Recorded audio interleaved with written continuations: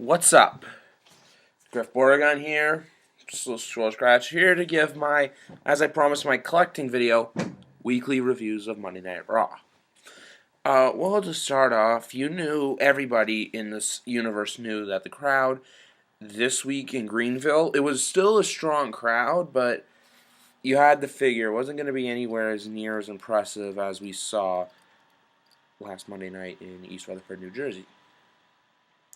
But what I do have to say is that even though they didn't hold their own against East Rutherford, they still managed to put on a good show. My rating for this show, I'd give it a 7. There was a few kinks in there. Even the CM Punk segment, honestly, lagged for me. I thought they should have opened the show instead of whatever. I don't even remember that opened the show. The 2-on-1 handicap match. You could have saved that for that time filler slot. Like, no one knows what CM Punk's doing now. But I am looking forward to the 6-man tag match next week in London, England. That's just to promote more people. Now, last show I think they didn't sell out was, I guess maybe like February 18th when they were in Lafayette. Apart from that, Dallas was sold out. Buffalo, when I was there, was sold out. Indy, I'm pretty sure was. Pittsburgh was. Philly was. Washington, East Rutherford, now Greenville. It's a pretty impressive streak of sold out shows. So hopefully they can keep it coming and going on. Like even Columbus in 2 weeks, big crowd expected there. And then Roanoke, Virginia, they should sell out even though because it's a small venue. Tulsa, not so much. Extreme Rules, I think it's going to go quiet after there, and then when they go to Canada, it should be fine. But more of the show. I honestly thought Orton was going to turn heel tonight. I think Orton has to turn heel because that's where Orton's good. It's like Kane. There's like certain guys who can play bad. There's certain guys who can play good. Punk's bad. Sandow bad. Cena good. Even though everyone says Cena's going heel, I highly doubt it. But whatever. More of the show. Even that Shield attack, like Ryback has a point. It's one of those things. Like you didn't do anything for me, so I'm not gonna do anything for you, and we're gonna fight at Extreme Rules. We're gonna kick each other's asses. That's what happened, basically. Like, this week's Raw went nowhere. Next week, there has to be this much build-up. Even getting the World Heavyweight Championship folded, I would wait until when they tape SmackDown tomorrow, or in this case, when SmackDown gets taped in Knoxville, Tennessee. Have some World Heavyweight build-up there. On another note, though, with championships, I really liked seeing Kofi pick up the victory because Cesaro's really run its course. If you knew he didn't pick up anything at Mania, get the new title in there. Kofi was down here.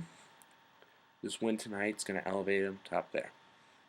Just by him winning that match, goes up there and basically says, like, guys, I'm here to stay. Like, that proves that the guys in the back, like Arn Anderson, Gerald Briscoe, Vince McMahon, Triple H, they all have faith in him. They all have faith that Kofi can restore that U.S. title. Like, not saying Cesaro didn't do anything to it. I'm just saying that with Kofi having to come back, he should do that because I really want to see Kofi get that push, that level, to become champion one day. But overall, nothing to complain about with the show. Like, you knew it was going to be a weak show just because of the whole. Because they have 5 weeks until the next pay-per-view, May 19th, in St. Louis, Missouri, at Extreme Rules. But as well, it's after WrestleMania. The first few pay-per-views after WrestleMania are always quiet, but I have a feeling that next week they're going to pull out all the stops, considering they're in Europe and they're only there a couple times a year.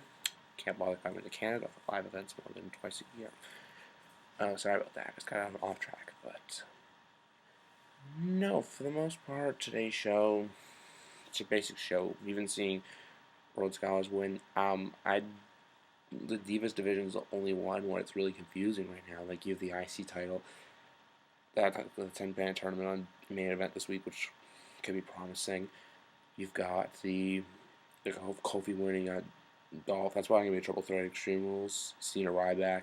That was the other thing I liked mentioning. I liked seeing Brock come out and strong and dominant, but I think that Brock should face someone else. Like, even put Brock up against one of the big guys. Put Brock up against Randy Orton. Put him up against Sheamus. Put him up against Ryback. Even get him in the title picture. Because Brock is here to stay.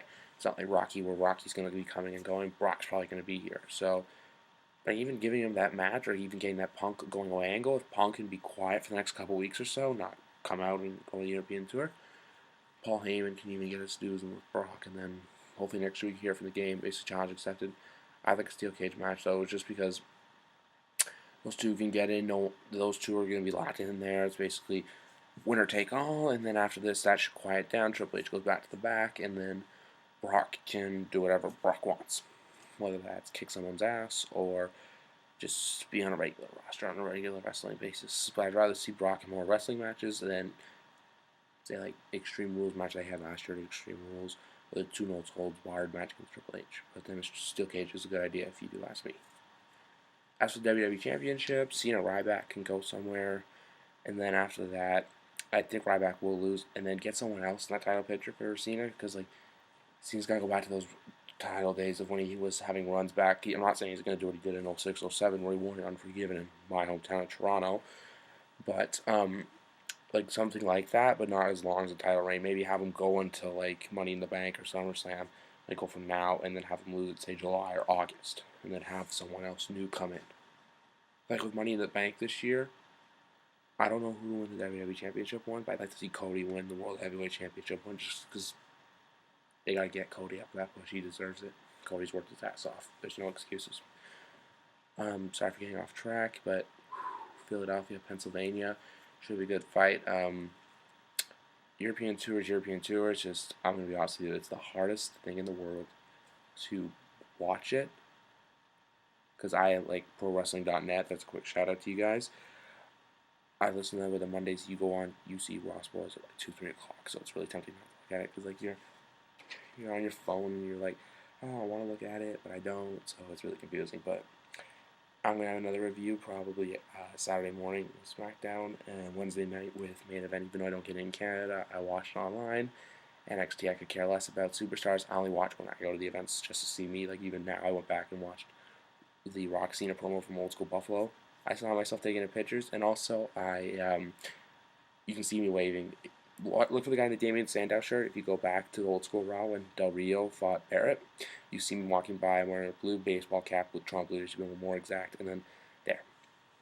But no, for the most part, Raw was Raw. The crowd, you knew, was going to be silent, even though they were sold out in Greenville, which was it's a really good accomplishment. Even though if they can keep selling out, that'd be great. But for the most part, Raw 7 out of 10. Just for next week with London, they gotta do better. Even with a 6-minute tag match, Undertaker coming back with Kane and Daniel Bryan against the Shield, that should store something new. I'd actually like to see the Shield lose this one. Undertaker come back, he wins this one match, and then you don't hear about him. And then say if he wants to come back next year, have him come back around the end of January, February. Don't wait until WrestleMania. Have him come back right then and there. Just basically say, I want my challenge. He can go away for a bit, and then after Elimination Chamber next year, he comes back, and hopefully he fights next year at the Superdome in New Orleans. Well, that's it for me. I hope to see you guys soon, and take care. All right, bye.